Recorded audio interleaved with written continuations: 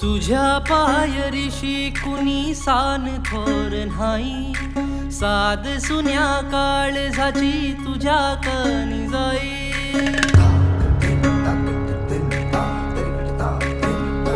हे तरी देवा सर नाह्यो भोग कशा पायी, हरवली वाट दिशा अंधार